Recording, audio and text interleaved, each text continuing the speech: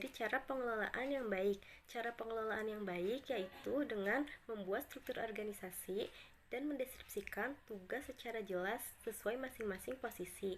Nah, kali ini kami akan menjelaskan tentang suatu model pelimpahan tugas dan wewenang, yaitu model terdesentralisasi.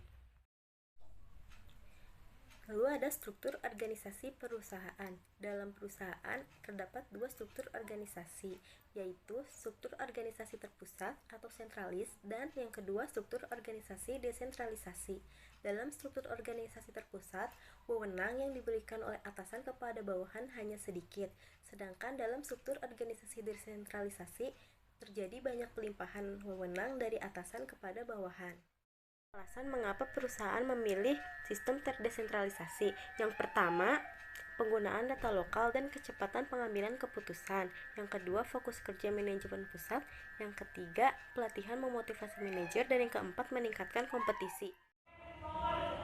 Di sini saya akan menjelaskan tentang pusat pertanggungjawaban atau responsibility center.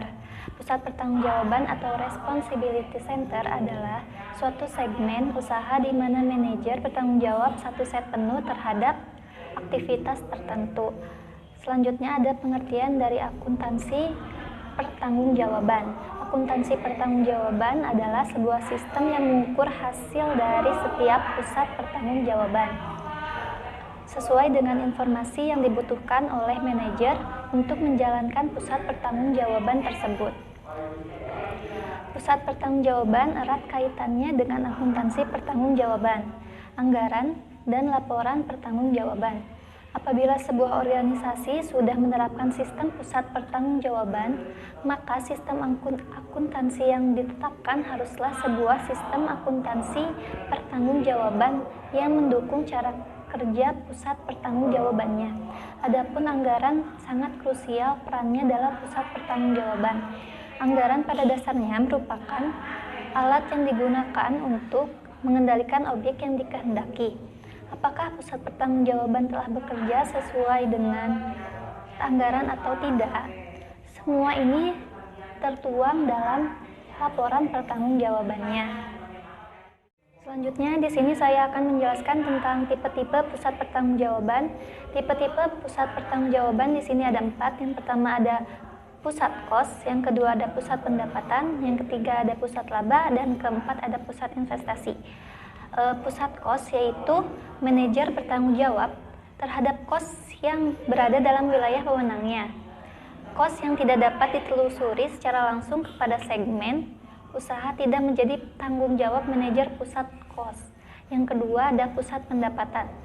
Manajer bertanggung jawab terhadap pendapatan segmen yang dipimpinnya. Pendapatan yang tidak dapat ditelusuri secara langsung kepada segmen tidak menjadi tanggung jawab manajer pusat pendapatan. Yang ketiga ada pusat laba. Manajer bertanggung jawab terhadap pendapatan maupun kos yang bisa ditelusuri secara langsung segmen yang dipimpinnya. Yang keempat ada pusat investasi. Manajer berhak melakukan investasi dan harus mempertanggungjawabkan pendapatan dan kos terkait investasi yang dilakukannya. Pemilihan tipe pusat pertanggungjawaban ini untuk tiap segmen usaha tidaklah selalu sama. Bisa saja di sebuah perusahaan, sebuah segmen dianggap sebagai pusat kos, sedangkan di perusahaan yang lain, segmen yang sama diperlakukan sebagai pusat laba. Yang pertama yaitu bagian unit organisasi sebagai pusat pertanggungjawaban. Unsur penting yang harus ada dalam akuntansi pusat pertanggungjawaban yaitu menentukan tempat yang akan dikendalikan. Untuk menentukan tempat-tempat ini, perusahaan perlu menyusun struktur organisasi. Adapun fungsinya itu sebagai penetapan dan penentuan. Yang pertama yaitu deskripsi tugas masing-masing orang yang berada dalam posisi dalam struktur tersebut. Dan yang kedua itu wewenang dan tanggung jawab dari masing-masing posisi yang ada di dalam struktur tersebut. Dan yang terakhir yaitu garis pelaporan pertanggungjawaban.